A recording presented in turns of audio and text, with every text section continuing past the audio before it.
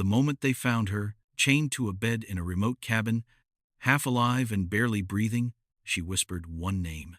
Douglas. A name that would unravel everything. The chilling truth? She wasn't just kidnapped. She was trapped in a plan she created herself. But who is Douglas? And what twisted web had Anna woven? This is a story about betrayal, desperation, and a family destroyed. The deputy's flashlight cut through the darkness of the cabin, and what he found inside would haunt him for the rest of his life. A woman's frail body, chained to a rusted metal bed frame, her skin pale as moonlight, her breathing shallow. She was barely conscious, barely alive. When the paramedics lifted her onto the stretcher, her cracked lips moved, forming words that sent chills down everyone's spine. Douglas, he's coming back. This wasn't supposed to end like this. Nobody expected to find Anna Archer alive, not after 6 months of searching the unforgiving wilderness of the Sierra Nevada foothills. The search teams had given up hope weeks ago. Her parents had begun planning a memorial service. But here she was rescued from a nightmare that nobody could have imagined. The question that burned in everyone's mind wasn't just how she survived, but who was Douglas, and what kind of monster chains a woman to a bed and leaves her to die. This is the story of Anna Archer's disappearance, a case that started as a missing person investigation and spiraled into something far more sinister. A story of family secrets, desperate plans, and the dangerous games people play when they feel they have nothing left to lose. But as we dig deeper into this case, as we peel back the layers of deception and betrayal, there's a lesson we can all take away. Something that could save a life. Something we can use to protect our loved ones from the very people who should protect them. It all began on a crisp October morning in 2023. Anna Archer, a 32-year-old elementary school teacher from Sacramento, California, told her roommate she was going hiking in the foothills, something she did almost every weekend. She loved the solitude of the trails, the way the morning light filtered through the pine trees, the sound of her boots crunching on fallen leaves. Her roommate, Jessica Martinez, waved goodbye from the kitchen window, watching Anna's silver Honda CR-V pull out of the driveway at 7:15 a.m. Jessica had no reason to worry. Anna always came back by sunset. But sunset came and went. Jessica sent a text.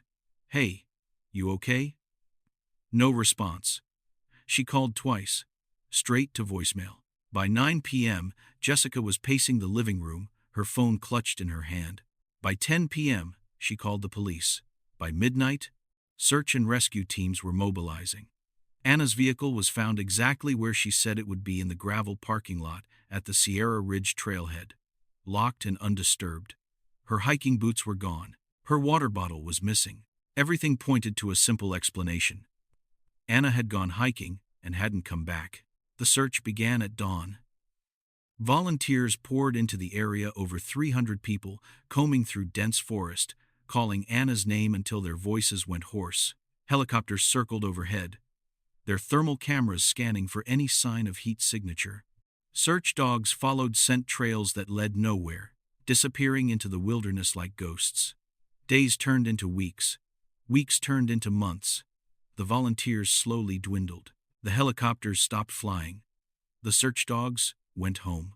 Anna's parents, Richard and Margaret Archer, appeared on local news stations, holding up photographs of their daughter, begging for information.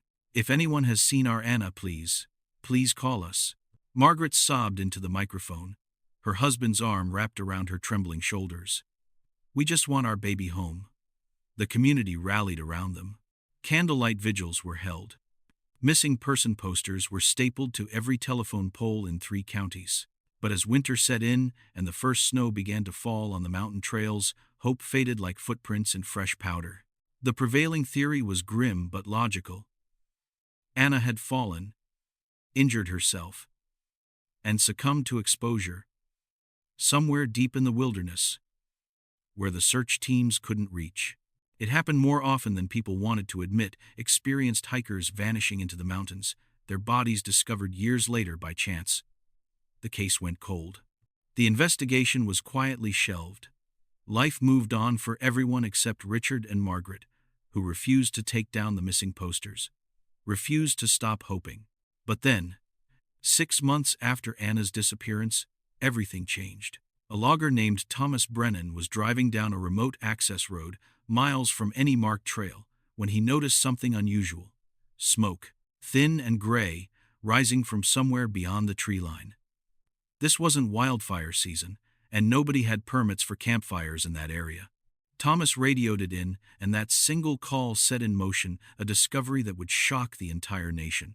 Sheriff's deputies followed the smoke to an old hunting cabin, half hidden by overgrown brush and fallen timber. The cabin had been abandoned for years, or so everyone thought. But the smoke was real. Someone was inside. Deputy Marcus Webb approached cautiously, his hand on his weapon, calling out, "Sheriff's Department, come out with your hands up." No response. Just the crackle of a dying fire inside. He tried the door, locked. He circled around to a window, shined his flashlight through the grimy glass. And that's when he saw her. Anna Archer, or what was left of her, lay on a metal bed frame in the corner of the single-room cabin. Her wrists were shackled with heavy chains that were bolted to the frame. Her ankles were similarly bound. She wore filthy, torn clothing that hung off her emaciated body like rags on a scarecrow. Her hair, once shoulder-length and chestnut brown, was matted and dirty. Her face was hollowed out, cheekbones sharp as blades beneath skin stretched thin. She looked like she'd aged 20 years in 6 months. Deputy Webb kicked in the door and rushed to her side, calling for paramedics on his radio. Anna's eyes fluttered open just barely, and she looked at him with an expression that was equal parts relief and terror. Her lips moved. Webb leaned closer. "Douglas," she whispered, her voice like dry leaves scraping concrete. "Douglas, he's coming back." Then her eyes rolled back, and she lost consciousness. The paramedics arrived within 20 minutes, a miracle considering how remote the location was. They carefully removed the shackles with bolt cutters, started IV fluids, and rushed Anna to the nearest hospital. She was severely dehydrated, malnourished, and hypothermic. Her body showed signs of prolonged captivity, pressure sores, muscle atrophy, vitamin deficiencies. But miraculously, she was alive. Against all odds, Anna Archer had survived 6 months of captivity in a remote mountain cabin. The news exploded across California and then the nation. "Missing teacher, found alive after 6 months," dominated every headline. News vans descended on the small town of Sierra Ridge like locusts. Reporters camped outside the hospital where Anna was recovering, demanding updates, demanding interviews, demanding answers. Richard and Margaret Archer, tears streaming down their faces, gave a brief statement. "Our prayers have been answered. Our daughter is alive. We ask for privacy during this difficult time." But privacy was the last thing this case would receive, because everyone wanted to know. The assumption was obvious: a drifter, a psychopath, someone who'd been living off the grid in the mountains and had stumbled upon Anna on that October morning. Someone who'd kidnapped her, taken her to his cabin, and held her prisoner. The FBI was called in. Profilers started building a psychological picture of the kidnapper. Search teams fanned out across the Sierra Nevada, looking for any sign of a man matching the description Anna had muttered. Douglas. It was a common enough name, but it was all they had to go on. Detective Riley Chen, a 20-year veteran of the Sacramento County Sheriff's Department, was assigned as the lead investigator. Riley had seen a lot in her career: murders, assaults, missing persons cases that ended badly. But something about this case bothered her from the start. The cabin was too well stocked. There were canned goods, bottles of water, blankets. Someone had prepared it. Someone had planned this. This wasn't the random act of a deranged drifter. This was calculated. Riley started digging into Anna's background, looking for connections, looking for anyone named Douglas who might have had contact with her. She interviewed Anna's friends, her co-workers, her family. Everyone said the same thing. Anna was kind, sweet, dedicated to her students, loved hiking, had no enemies. Nobody could imagine why anyone would want to hurt her. But Riley had learned long ago that the most important question in any investigation wasn't, "Why would someone hurt this person?" The real question was, who benefits? 3 days after Anna's rescue, a woman named Cindy Marshall walked into the sheriff's station and asked to speak with whoever was investigating the Anna Archer case. Cindy had worked with Anna at Sierra Ridge Elementary School for 5 years. They'd been friends, not best friends, but close enough. And Cindy had information that she thought might be important. She sat across from Detective Chen in a small interview room, her hands folded nervously on the table. Anna was in contact with someone named Douglas, Cindy said quietly. I didn't think anything of it at the time, but a few weeks before she disappeared, she mentioned him. She said it was complicated. Family stuff. She didn't want to go into details. Riley's instincts kicked in. Family? She repeated. Douglas is family? Cindy nodded. I think so. She said something about trying to help him, that he'd been through a rough time and needed support. Riley thanked Cindy for coming forward and immediately pulled Anna's family history. What she found made her blood run cold. Anna had an older brother. His name was Douglas Archer. He was 37 years old, and he had a history, a long, complicated, deeply troubled history. Douglas Archer had spent most of his adult life drifting in and out of psychiatric facilities. He'd been diagnosed with paranoid schizophrenia in his early 20s. He'd struggled with addiction, homelessness, and violent outbursts. The family had tried to help him for years. They'd tried. But Douglas rejected their help. He blamed them for his problems, accused them of abandoning him, cut off contact. For nearly a decade, the Archer family had no idea where Douglas was or if he was even alive. Until 6 months before Anna disappeared, when he'd reached out to her via email. Riley obtained a warrant for Anna's email accounts and social media. What she found confirmed her worst fears. Anna and Douglas had been in contact for months before her disappearance. The emails started friendly enough. Douglas, apologizing for being out of touch. Anna, expressing happiness that he'd reached out. But as the weeks went on, the tone changed. Douglas started asking for money. Anna sent small amounts, at first $50 here, $100 there. But then Douglas asked for more. Much more. He said he needed help getting back on his feet. He said he'd found a place in the mountains where he could start over, away from the noise and chaos of the city. He just needed money to fix it up. Anna had drained her savings account in the weeks before her disappearance. Over $15,000 sent in increments to Douglas's account. Riley cross-referenced the property records for the area where Anna was found. The cabin where she'd been held captive. It had been purchased 3 months before her disappearance. The buyer's name, Douglas Archer. This wasn't a random kidnapping. This was planned. But the question that kept Riley awake at night was, planned by whom? Had Douglas lured his sister to that cabin and imprisoned her? Or was there something else going on, something darker, something that nobody wanted to believe? Keep watching, because the complete lessons will be more understandable when you finish the whole story. But here's something to think about right now. Sometimes the greatest danger doesn't come from strangers. It comes from the people we trust most. The people who know our vulnerabilities, our weaknesses, our secrets. Never ignore warning signs. Even when they come from family. Douglas Archer had always been the problem child. While Anna excelled in school, made friends easily, and brought home report cards covered in gold stars, Douglas struggled. He was quiet, withdrawn, prone to angry outbursts that seemed to come from nowhere. Teachers called him troubled. Psychologists called him at risk. His parents called him exhausting. They loved him, of course they loved him, but loving Douglas was hard work. When Douglas was 16, the first serious incident occurred. He attacked a classmate with a textbook, claiming the boy was sending him messages through the classroom clock. Douglas was expelled, hospitalized, diagnosed with early-onset schizophrenia. Medication helped, but Douglas hated the way it made him feel numb, disconnected, like he was watching his life through foggy glass. He stopped taking his pills. The episodes got worse. By the time he was 18, Douglas had been in and out of psychiatric hospitals 6 times. Anna, meanwhile, graduated with honors. got a scholarship to Sacramento State University, and seemed destined for success. But she never forgot her brother. While their parents struggled to cope with Douglas's illness, slowly giving up hope that he'd ever be normal, Anna held on.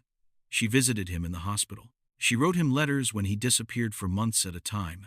She believed, truly believed, that somewhere beneath the paranoia and rage, her brother was still in there, waiting to be saved. But belief isn't enough. Good intentions don't cure mental illness. And the Douglas who reached out to Anna 6 months before her disappearance wasn't the troubled teenager she remembered. He was a 37-year-old man who'd spent half his life on the streets, self-medicating with whatever drugs he could find, convinced that the government was monitoring his thoughts and that everyone in his life had betrayed him. Everyone except Anna.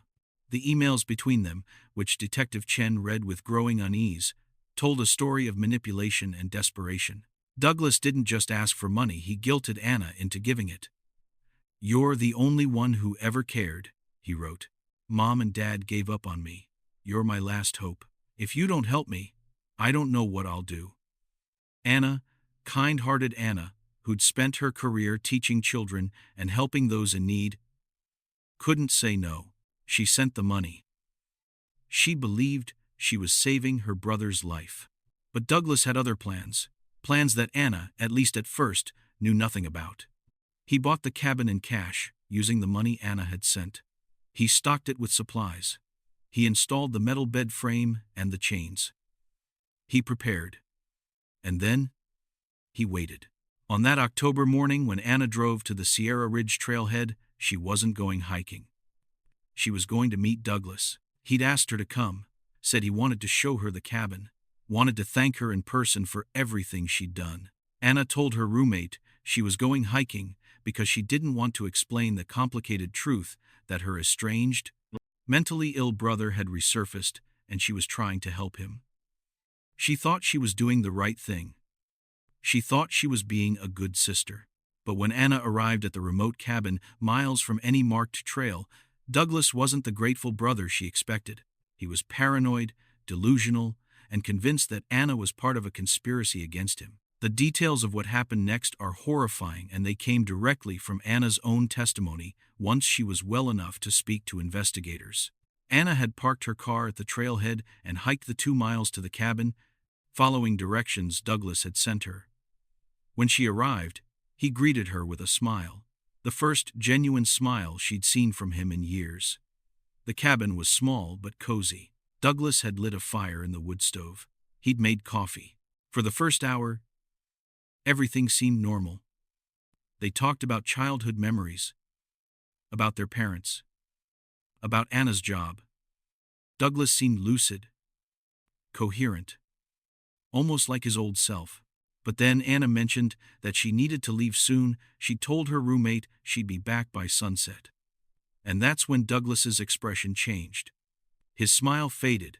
His eyes went cold. "You can't leave," he said quietly. "Not yet. Not until you understand." "Understand what?" Anna asked, confused. "That they're listening," Douglas said, pointing at the walls, the ceiling, the windows. "They've been listening to everything. You've been helping them. You don't even know it, but you have." Anna tried to reason with him. She tried to calm him down. But Douglas was too far gone, too deep into his delusions. When Anna stood up to leave, he grabbed her. She struggled. He was stronger, fueled by paranoia and adrenaline. He forced her onto the bed, clamped the shackles around her wrists and ankles.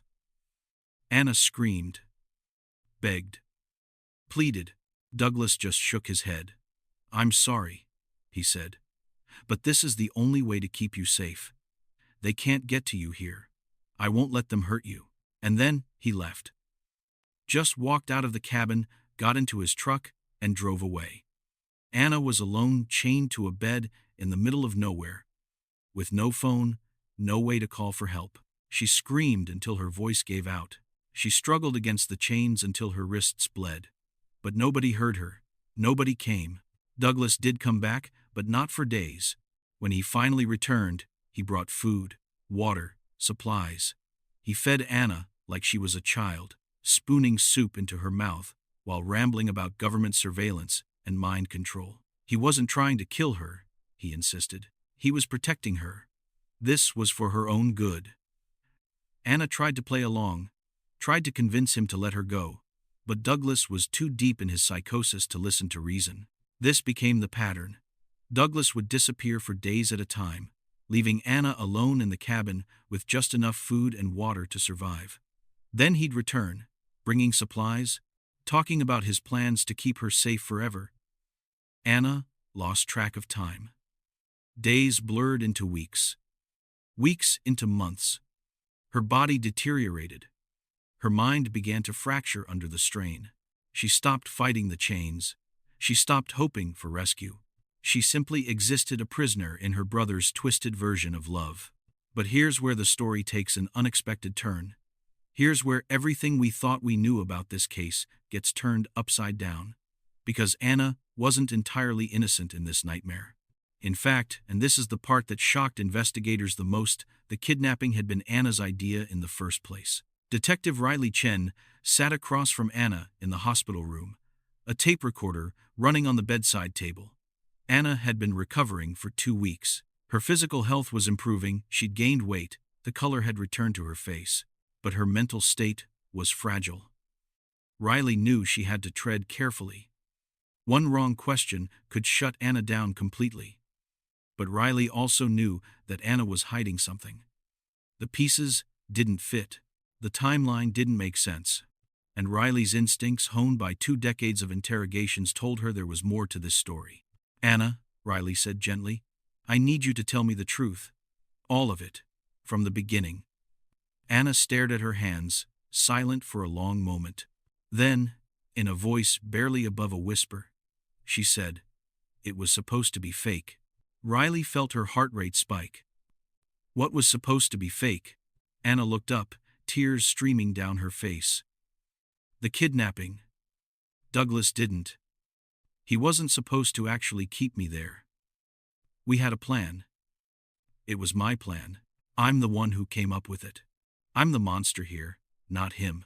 And then Anna told the whole truth, a truth so disturbing, so twisted, that it would reshape the entire investigation. Anna Archer, the beloved elementary school teacher, the golden child, the good daughter, had orchestrated her own kidnapping. And the reason why? Money. Pure and simple. Money. Anna was drowning in debt. Student loans, credit cards, a car payment she couldn't afford. She made decent money as a teacher, but it wasn't enough. She'd been living paycheck to paycheck for years, robbing Peter to pay Paul, watching her debt pile higher and higher. She'd applied for loans, tried to get a second job, even considered declaring bankruptcy. But nothing seemed like enough. She felt trapped, suffocated, desperate. And desperate people do desperate things. The idea came to her after watching a true crime documentary about a woman who'd faked her own kidnapping for ransom money. Anna thought, what if she could do the same thing? Her parents had money, not a fortune, but enough. Life insurance policies, retirement savings, the equity in their house. If Anna disappeared and the kidnappers demanded ransom, her parents would pay. They'd liquidate everything to get their daughter back, and Anna could use that money to start over, debt-free, somewhere far away. But she couldn't do it alone. She needed someone to play the role of kidnapper, someone who could make it look real, someone who wouldn't betray her. And then she thought of Douglas, her troubled, estranged brother who lived off the grid, who had every reason to hate their family, who would be the perfect suspect. If she could convince him to help her, they could split the ransom money. Douglas could finally get the fresh start he'd always wanted. Anna could escape her financial nightmare. It was perfect. So Anna reached out to Douglas after years of no contact. She sent him emails, pretending to reconnect, building trust. And when the time was right, she pitched him the plan. At first, Douglas refused. But Anna was persuasive. She reminded him of all the times their parents had failed him, abandoned him, chosen her over him. She told him this was his chance to finally get what he deserved. She promised him half the ransom, enough money to disappear forever, to build a life where nobody could hurt him. Douglas, desperate and delusional, agreed. They planned everything. Anna would drive to the trailhead, hike to the cabin Douglas had bought, and let him kidnap her. She'd stay there for a few days a week at most. Douglas would send ransom demands to their parents. Once the money was transferred, Douglas would release Anna in a public place, making it look like she'd escaped. Anna would claim she couldn't identify her kidnapper, that he'd kept her blindfolded the whole time. The police would investigate, but with no real evidence, the case would eventually go cold. And Anna and Douglas would walk away with the money. But the plan fell apart almost immediately, because Douglas, paranoid, schizophrenic Douglas, couldn't separate the plan from his delusions. Once he had Anna chained in that cabin, his mental illness took over. He genuinely began to believe that he was protecting her from government agents. The ransom demands were never sent. The money was never collected. Anna was trapped not by a stranger, not by a monster, but by her own brother, who loved her in his own broken, twisted way. Anna spent 6 months in that cabin, realizing too late that she'd made a catastrophic mistake. She'd manipulated her mentally ill brother into a crime that spiraled completely out of control. And the worst part? She couldn't tell anyone the truth without incriminating herself. Even after she was rescued, even after she was safe, Anna had to maintain the lie that she was an innocent victim, that Douglas was a psychopath, that she had no idea why he'd taken her, until Detective Chen asked the right questions, until the guilt became too heavy to carry. Keep watching, because the complete lessons will be more understandable when you finish the whole story. But think about this. Desperation makes people do unthinkable things. But involving someone vulnerable in your schemes, especially someone with mental illness, doesn't just put them at risk. It puts you at risk too. There are no shortcuts to solving financial problems, only consequences. The investigation exploded in a new direction. Once Anna confessed to her role in the staged kidnapping, detectives had to reevaluate everything. They obtained warrants for Anna's financial records, her emails, her text messages. They traced every transaction between her and Douglas. They interviewed everyone who'd had contact with either sibling in the months before the disappearance. And the evidence was damning. Bank records showed that Anna had transferred over $15,000 to Douglas, money she'd withdrawn from her savings, taken as cash advances on credit cards, even borrowed from her own retirement account. Email records showed detailed planning between the siblings, discussing logistics, timing, the layout of the cabin. Text messages revealed Anna's growing desperation as her debt mounted, and her cold calculation as she convinced Douglas that this plan would solve both their problems. But perhaps the most chilling evidence was a journal found in Anna's apartment.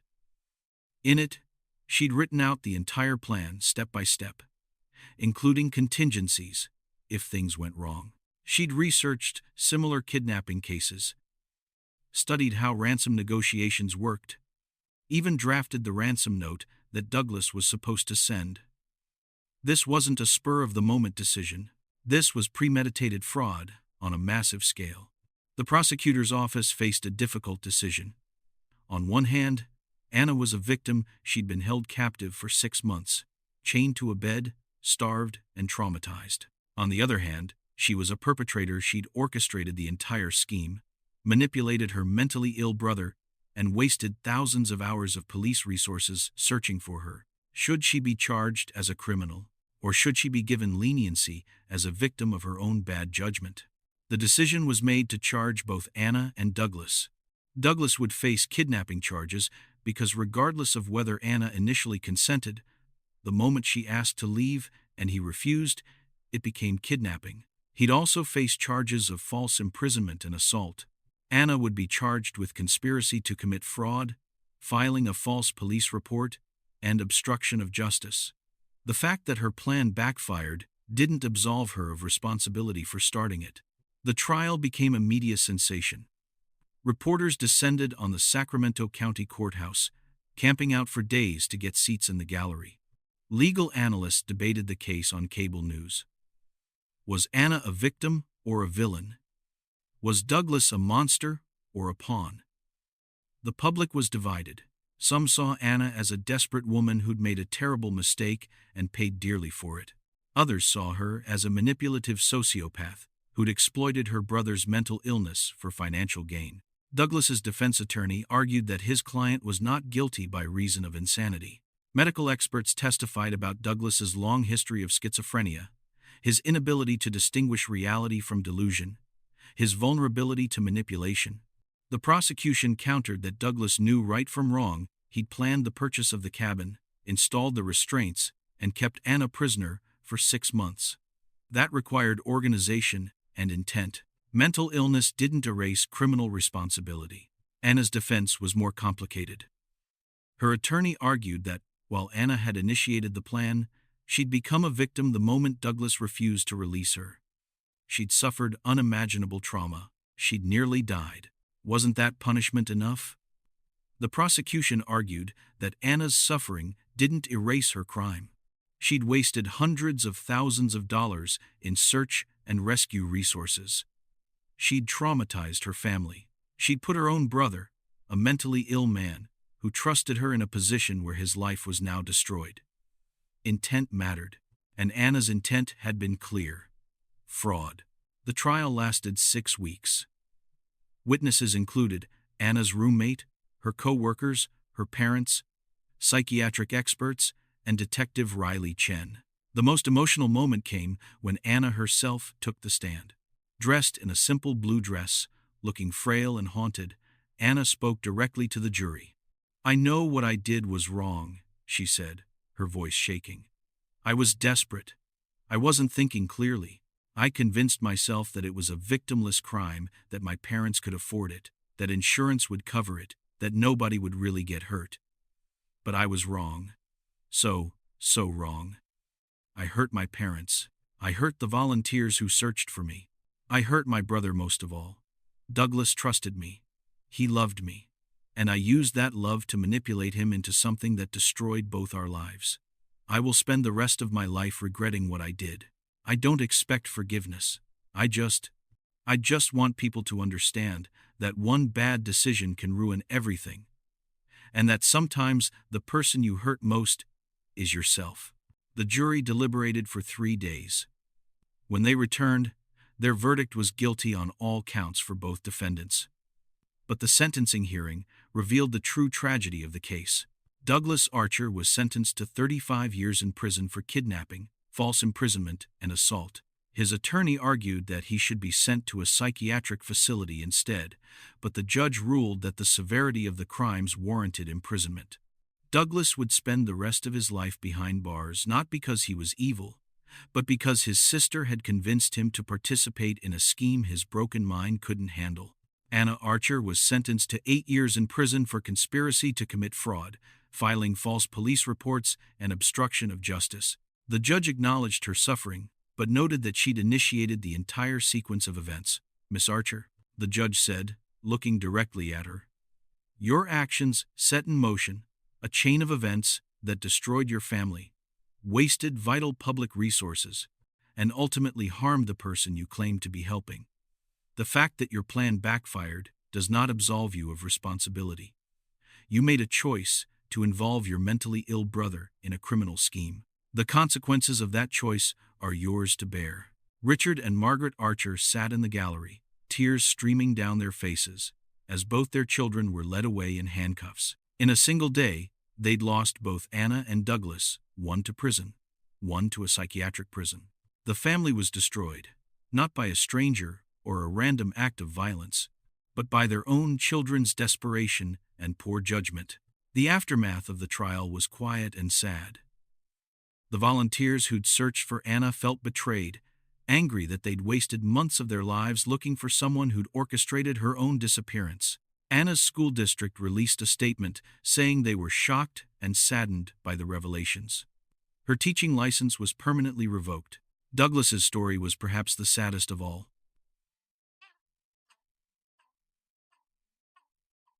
In prison, separated from any real psychiatric care, His mental state deteriorated rapidly. He spent most of his time in solitary confinement for his own safety, convinced that the other inmates were government agents sent to silence him. His parents visited once a month, bringing books and letters, but Douglas barely recognized them anymore.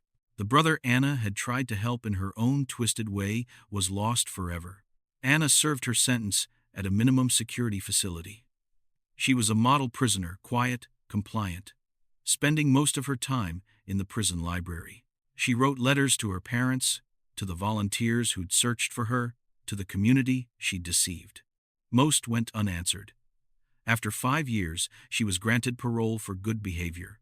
She was released on a rainy Tuesday morning in March, picked up by her father, who'd aged 20 years in the time she'd been gone.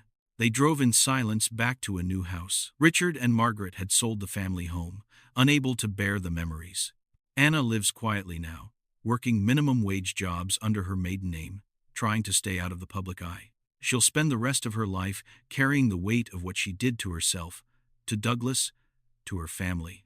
She exists, but doesn't really live.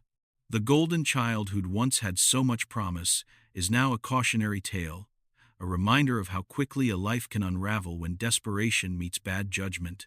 Keep watching, because the complete lessons will be more understandable when you finish the whole story. But consider this. The people we love most are sometimes the easiest to hurt.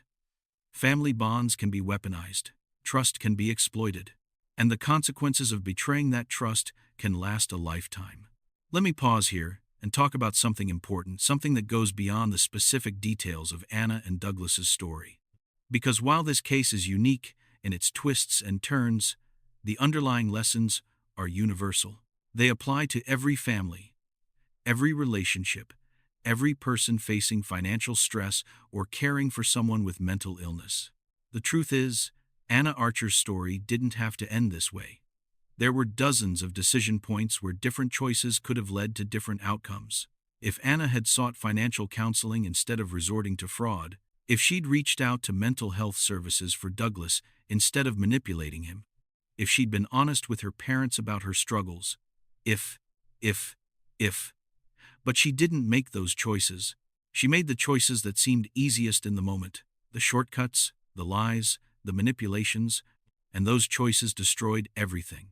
So what can we learn from this tragedy? How can we protect ourselves and our loved ones from falling into similar traps?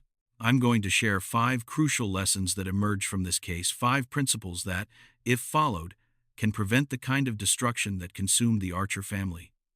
These aren't abstract theories. These are practical, actionable steps based on real psychology, real law enforcement experience, and real human behavior. But before we get to those lessons, I want to tell you about something Detective Riley Chen said after the trial. She'd worked on hundreds of cases in her career, but this one haunted her. The saddest part, Riley told reporters, is that Anna thought she was out of options. She thought her only choice was to orchestrate this elaborate scheme. But that was never true. There were so many resources available: debt counseling, mental health services, family therapy, legal bankruptcy options. She didn't take advantage of them because she was ashamed. She didn't want anyone to know she was struggling. And that shame, that unwillingness to ask for help, is what ultimately destroyed her life and her brother's life. Shame is a powerful force. It keeps us silent when we should speak up. It makes us hide our struggles instead of seeking help. It convinces us that we're alone, that nobody else would understand, that we have to solve our problems in secret.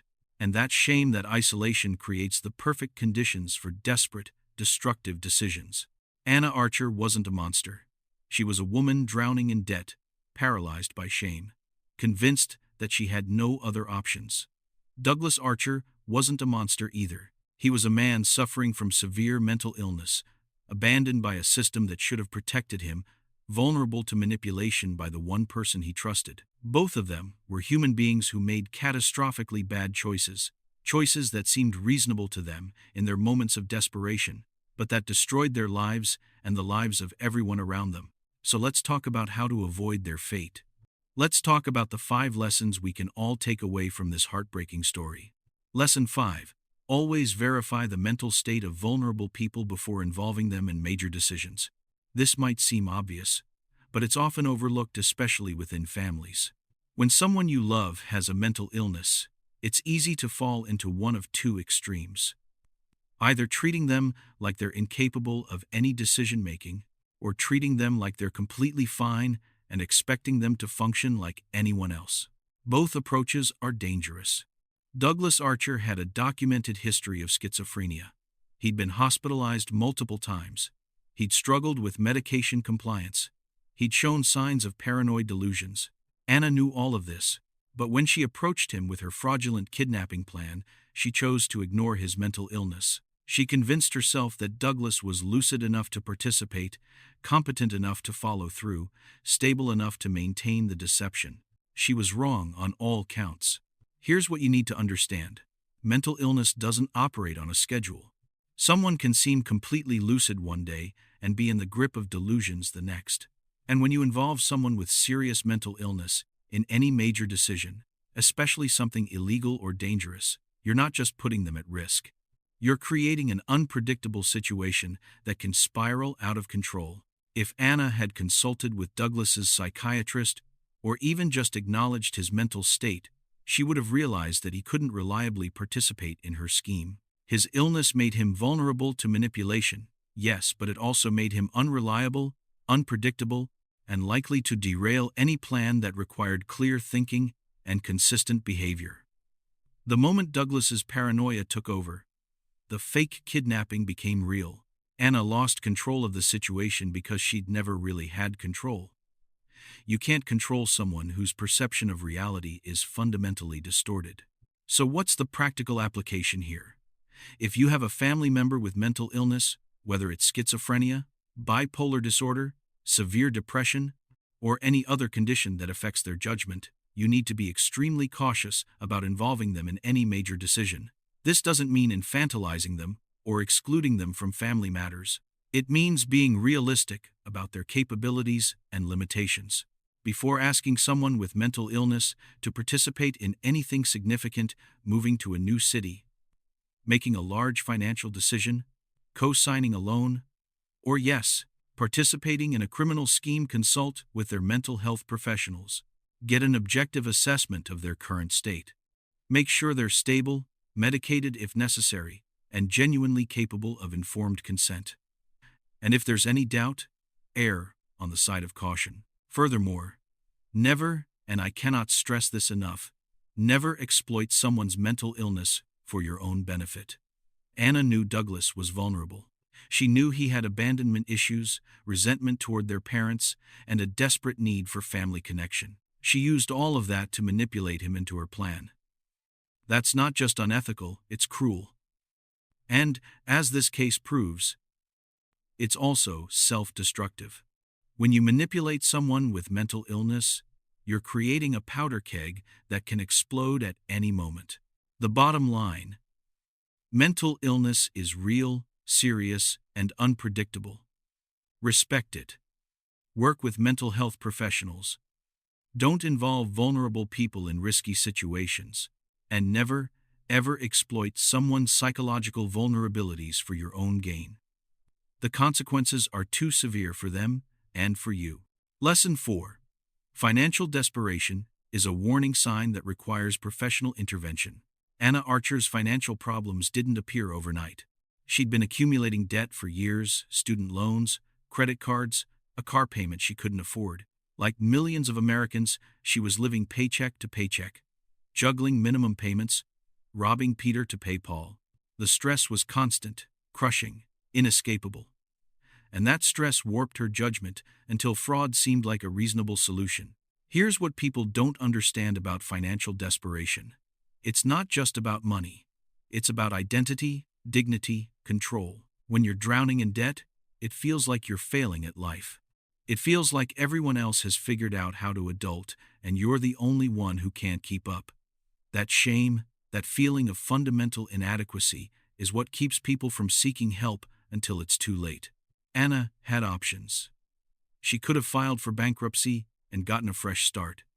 She could have worked with a credit counselor to consolidate her debts and create a payment plan. She could have taken on a second job, downsized her lifestyle, or asked her parents for help, but all of those options required admitting that she was struggling. And Anna, the golden child, the successful teacher, the one who always had it together, she couldn't bear that admission. So she chose the path that seemed like it would let her save face.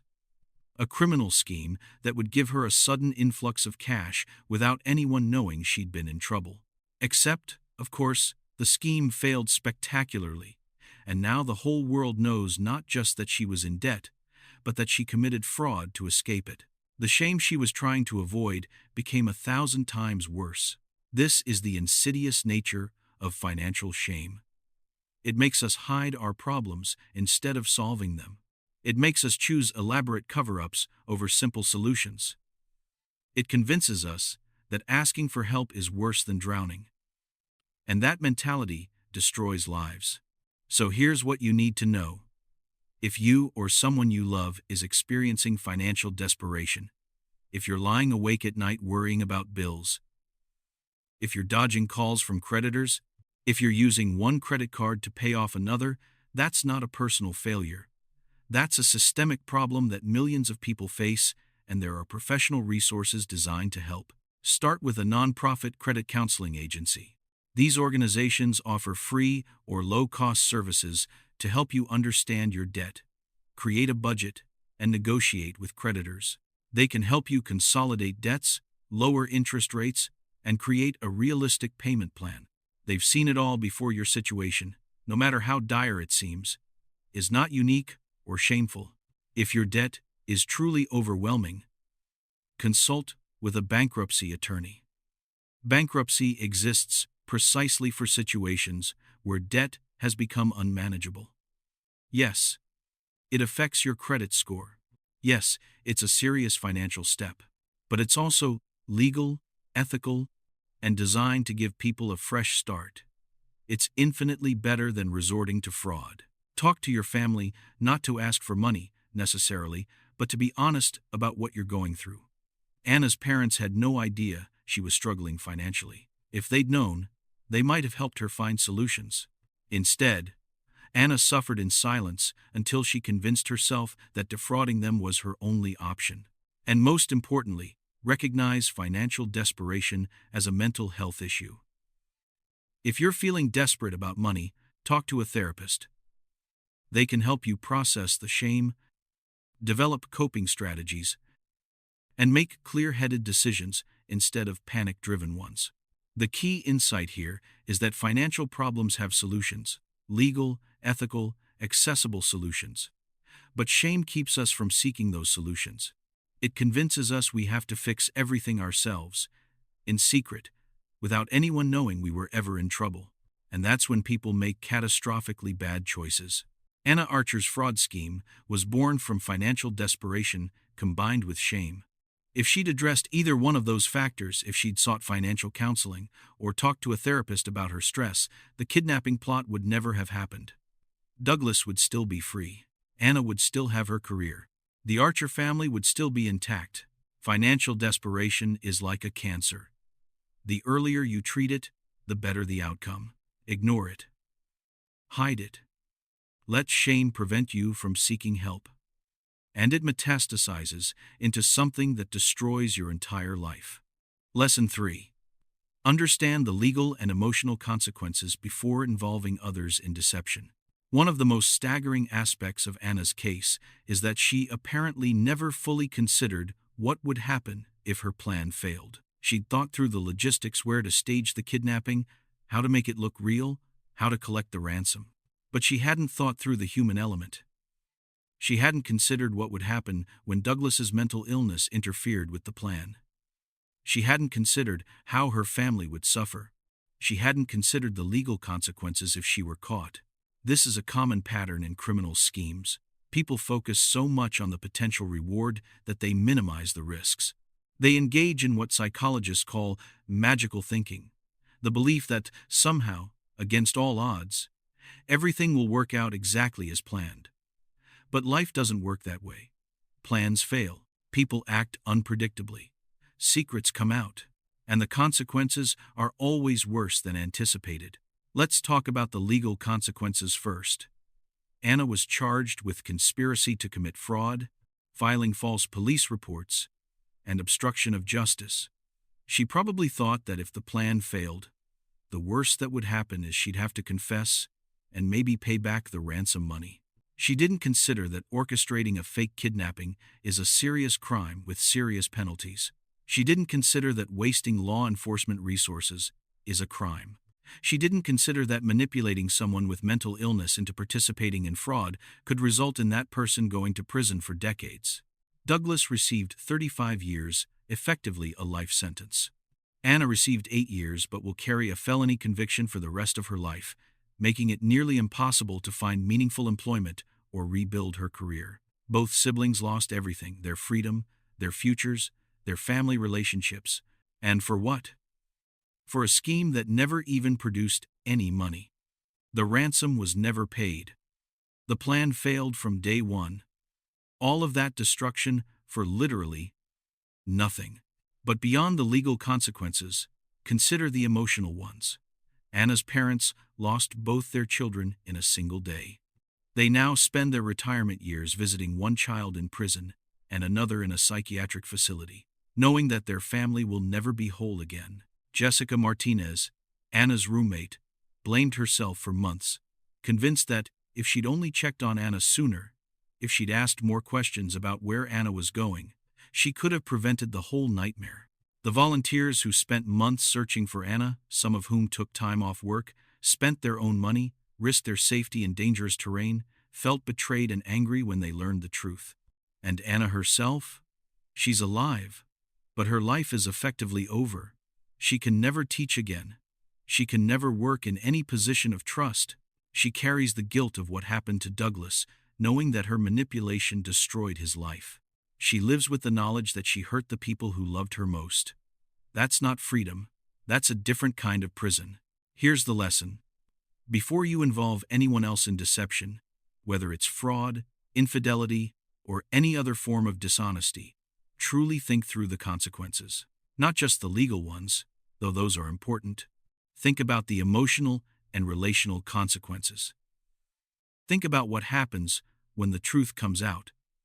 Because the truth always comes out eventually. Ask yourself, is this action worth destroying my relationship with this person? Is it worth the guilt I'll carry? Is it worth the risk of sending them to prison? Is it worth the trauma I'll cause to innocent people caught in the crossfire? In Anna's case, the answer to all those questions was obviously no. But she never asked them. She was so focused on solving her immediate financial problem that she didn't consider the long-term destruction she was about to cause. She thought she was being clever. She thought she was taking control of her situation. In reality, she was lighting a fuse that would explode her entire life. Deception has a cost. Sometimes that cost is borne immediately. Sometimes it compounds over years. But it's always paid, one way or another. And when you involve others in your deception, you're asking them to pay that cost too often without their informed consent, often without them understanding the true risks. If you're considering any action that requires deceiving others, stop. Seek counsel from someone you trust, a therapist, a mentor, a friend who will tell you the truth. Walk through the worst-case scenarios. Imagine what happens if everything goes wrong. And if you can't live with those consequences, don't take the action. Anna thought she could control her situation through deception. Instead, her deception controlled her, destroying everything she cared about. That's the real lesson here. Deception doesn't give you control. It takes control away from you and places it in the hands of chaos, chance, and other people's unpredictable reactions. Lesson 2. Communication and transparency with family prevents dangerous secrets. At the heart of this tragedy is a fundamental failure of family communication. Anna didn't tell her parents she was struggling financially. Douglas didn't tell his family about his deteriorating mental state. Richard and Margaret didn't know their children were even in contact, let alone planning something criminal together. The Archer family was fractured by secrets, each member hiding their struggles, convinced they had to handle everything alone. This is tragically common in American families. We're taught to be independent, to handle our own problems, to never be a burden. And while there's value in self-reliance, there's also danger in isolation. When we refuse to share our struggles with family, when we keep secrets about finances, mental health, relationships, or anything else significant, we cut ourselves off from the very people who could help us. Anna could have told her parents about her debt. Would they have judged her? Maybe. Would they have been disappointed? Possibly. But they also would have helped her. Richard and Margaret had resources. They had experience. They had love for their daughter that transcended any temporary embarrassment. If Anna had been honest, her parents could have helped her navigate bankruptcy, consolidate her debts, or even provided some financial assistance. Instead, Anna kept the secret, let the shame fester, and ultimately decided that defrauding her parents was preferable to being honest with them. Douglas, too, could have been honest about his struggles. When he stopped taking his medication, when his paranoia intensified, when he started having trouble distinguishing reality from delusion, he could have reached out to his family for help. But Douglas had spent years feeling judged and abandoned by his parents. He didn't trust them to help him without strings attached, without forcing him back into psychiatric care, without treating him like a problem to be solved. So he kept his deteriorating condition secret, making him vulnerable to Anna's manipulation. Here's what you need to understand about family secrets. They create power imbalances and opportunities for exploitation. When one family member knows something that others don't, that asymmetry can be weaponized. Anna knew about Douglas's mental state, but their parents didn't. That allowed Anna to manipulate Douglas without parental interference. Douglas knew about Anna's financial desperation, but their parents didn't. That allowed the conspiracy to develop in secret. If the Archer family had had a culture of transparency, if they'd been in the habit of sharing struggles, discussing problems openly, asking for help without shame, this entire situation could have been prevented. Anna's debt would have been addressed through legal means. Douglas's mental health would have been managed with proper support. The siblings wouldn't have become co-conspirators because their problems would have been solved before desperation set in. So, how do you create this culture of transparency in your own family? It starts with modeling vulnerability. If you're struggling with something, finances, health, relationships, work, stress, share it with your family. Not to burden them, but to normalize honesty. When you demonstrate that it's okay to admit struggles, to ask for help, to not have everything figured out, you give permission for others to do the same. Create regular opportunities for honest conversation. Family dinners, weekly phone calls, annual gatherings, these aren't just social niceties. They're opportunities to check in, to ask how everyone is really doing, to notice if someone seems off. And when someone does share a struggle, respond with support, not judgment. If your response to vulnerability is criticism or shame, people will stop being vulnerable with you. This is especially important when it comes to mental health. If someone in your family is struggling with mental illness, that shouldn't be a shameful secret. It should be an acknowledged reality that the family addresses together. Regular check-ins about medication, therapy, symptoms. These conversations save lives. They also prevent situations where someone with mental illness becomes isolated and vulnerable to manipulation. Financial transparency is equally important. I'm not suggesting you share every detail of your bank account with your entire extended family. But if you're in serious financial trouble, telling someone, a parent, a sibling, a trusted friend, can open doors to solutions you hadn't considered. It can also prevent you from making desperate, destructive choices when you feel like you're out of options. The bottom line is this: secrets breed in shame and isolation. When families create cultures where honesty is valued over appearances, where vulnerability is met with support rather than judgment, dangerous secrets have nowhere to hide. Problems get addressed before they become crises. People get help before they become desperate, and families stay intact instead of fracturing under the weight of hidden pain. The Archer family is destroyed because everyone kept secrets. Anna kept her financial struggles secret. And those secrets created the perfect conditions for a conspiracy that ruined all their lives. Your family doesn't have to follow the same path. Choose transparency. Choose honesty. Choose vulnerability. It might be uncomfortable, but it's infinitely better than the alternative. Lesson 1. Never let desperation override your moral compass. There are always legal alternatives. This is the most important lesson of all, and it's the one that, if Anna had internalized it, would have prevented this entire tragedy. At the core of this case is a simple truth. Anna let desperation override her moral compass. She convinced herself that fraud was acceptable because her situation was dire. She told herself that the ends justified the means. She rationalized that nobody would really get hurt. And all of those rationalizations were wrong. Here's what you need to understand. Desperation is not an excuse for abandoning your values. Difficult circumstances don't give you permission to harm others. Financial stress, no matter how severe, doesn't justify fraud. And there are always legal alternatives, even when it doesn't feel like it. Anna faced real financial pressure. I'm not minimizing that. Debt is stressful.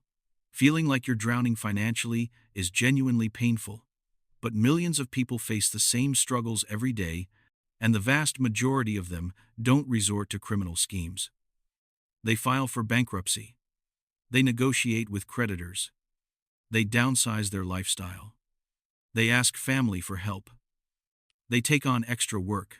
They make sacrifices. These solutions aren't glamorous. They're not quick fixes, but they're legal, ethical, and they work. Anna didn't pursue legal alternatives because they would have required admitting she was struggling. They would have required humility, patience, and hard work. The fraud scheme seemed like it would solve everything instantly, without anyone knowing she'd ever been in trouble. But that was magical thinking. That was desperation talking. And desperation is a terrible advisor. When you're desperate financially, emotionally, physically, your brain doesn't work right. Stress hormones impair your judgment. You fixate on immediate relief and ignore long-term consequences. You convince yourself that extreme measures are necessary. This is when people make catastrophically bad decisions. This is when teachers orchestrate fake kidnappings. This is when accountants embezzle funds. This is when desperate parents hurt their children. Desperation short-circuits the part of your brain that says, "This is wrong." So, how do you maintain your moral compass when you're desperate? First, recognize when you're in that state. If you're losing sleep over a problem, if you're having intrusive thoughts about it, if you're considering actions you'd normally find unthinkable, those are red flags that desperation is taking over. When you notice those signs, that's when you need to step back and seek outside perspective. Talk to someone you trust who isn't caught up in your situation. A friend, a therapist, a mentor, a religious leader. Explain what you're thinking of doing and why. Sometimes just saying your plan out loud to another person is enough to recognize how flawed it is. If you can't tell someone about your plan without feeling ashamed, that's a strong sign the plan is wrong. Second, remind yourself that legal alternatives exist for every problem. Every single problem.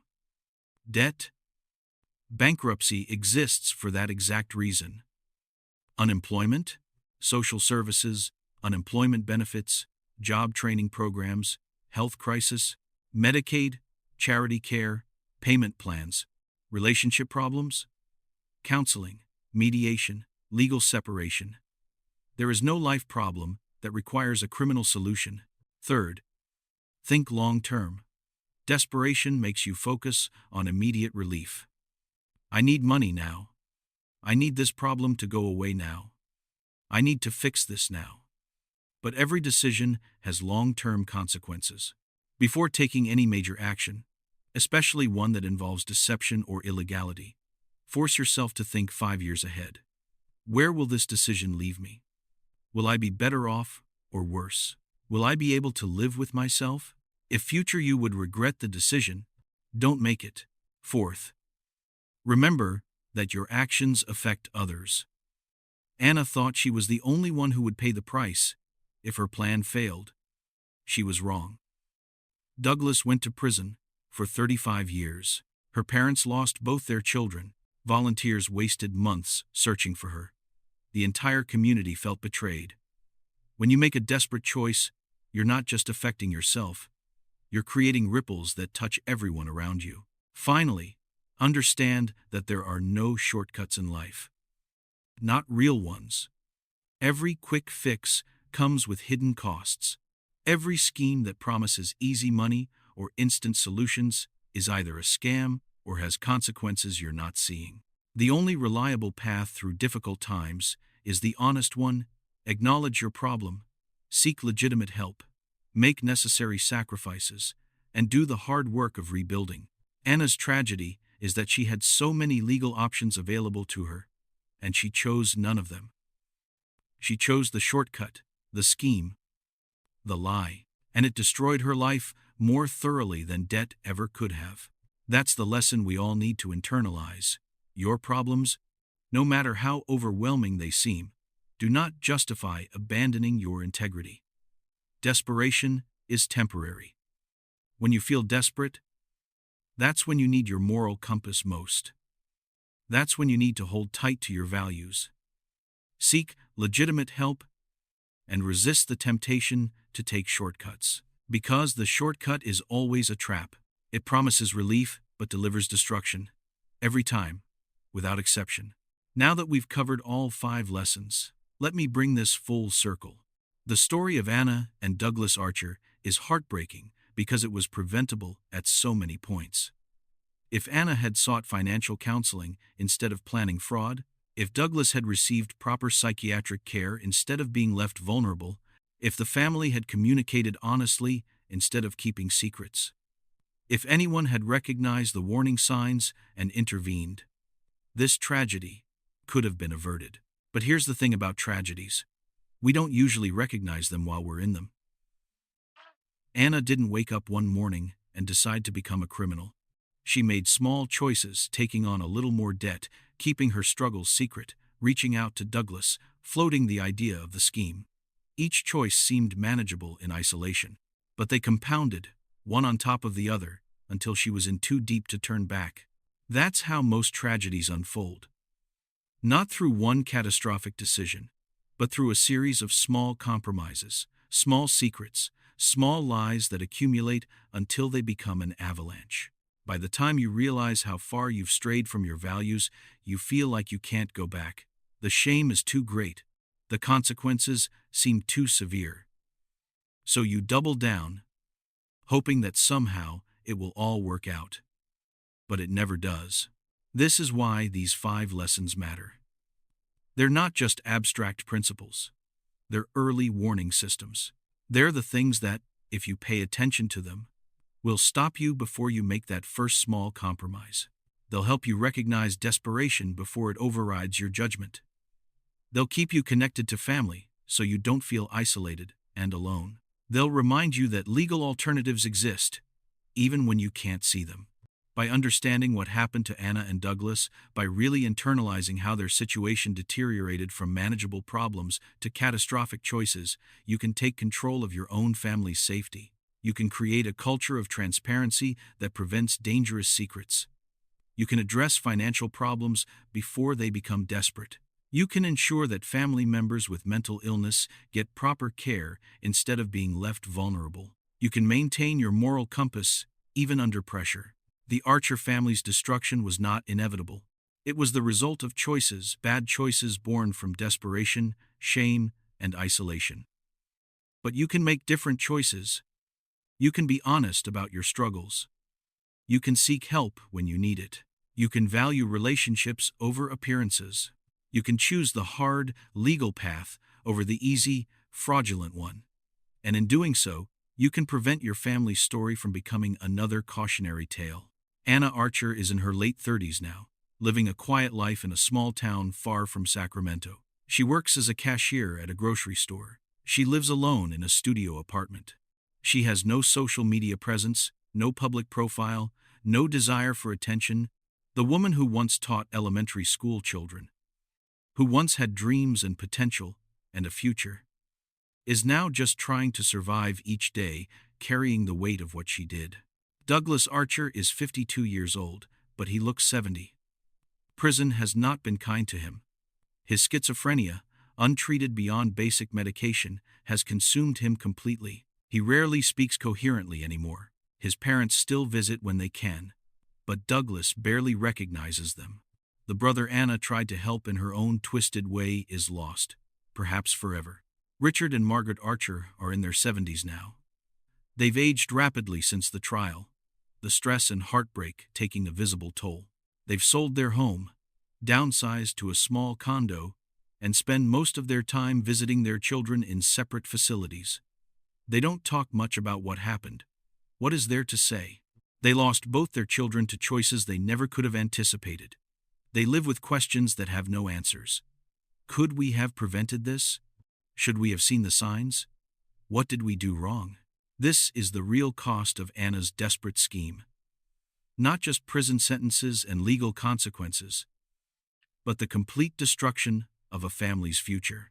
4 lives fundamentally altered, ruined by one woman's decision to take a shortcut, to prioritize money over morality, to manipulate her vulnerable brother into participating in fraud. And here's the most tragic part. Anna's debt, the $15,000 that started all of this, could have been handled through bankruptcy. She could have rebuilt her credit within a few years. She could have kept her job, maintained her relationships, preserved her freedom. Instead, she chose fraud and lost everything. The lesson couldn't be clearer. There are no shortcuts worth taking. No problem is so severe that it justifies abandoning your integrity. No financial stress is worth destroying your life and the lives of everyone you love. The legal path may be harder, may be more humbling, may require sacrifice, but it's always better than the alternative. Thank you for staying with this story all the way to the end. I know it's been long. I know it's been heavy. But these are the stories we need to hear, not because they're entertaining, but because they're educational. They show us what happens when people make catastrophically bad choices. They illuminate the path we should never take. They remind us that our actions have consequences that ripple far beyond ourselves. If you found value in this story, if you learned something that might help you, or someone you love, avoid a similar fate, please consider liking this video. It helps us reach more people with these important messages. Subscribe to our channel if you want more true crime stories that dig deep into the psychology and lessons behind the headlines. Share this video with someone who might benefit from hearing Anna's story. And please, leave a comment below. Tell us what you thought. Tell us if you faced similar struggles and how you handled them differently. Tell us if this story changed your perspective in any way. The comment section is a community, and I read every single comment. I reply when I can. Your thoughts, your stories, your perspectives, they matter. They add depth to these conversations. They remind us all that we're not alone in our struggles. And if you want more stories like this, more deep dives into cases that teach us something about human nature, family dynamics, and the consequences of desperate choices, check out our previous videos. We've covered cases ranging from financial fraud to family betrayals to crimes of passion. Each one offers lessons that can help you protect yourself and your loved ones. Remember, your life is shaped by the choices you make, especially the choices you make when you're desperate, when you're scared, when you feel like you're out of options. That's when you need to hold most tightly to your values. That's when you need to reach out for help instead of retreating into secrets. That's when you need to choose the legal path, even if it's harder. Anna Archer's story is a tragedy, but it doesn't have to be your story. Learn from her mistakes. Recognize the warning signs. Seek help when you need it. Maintain your moral compass. And above all, remember, there are always legal alternatives. Always. No matter how desperate you feel, there is a path forward that doesn't require fraud, deception, or destroying the people you love. Thank you for watching. Thank you for caring about these stories. Thank you for being part of this community. I'll see you in the next video. And until then, take care of yourself and your loved ones. They're all that really matters in the end.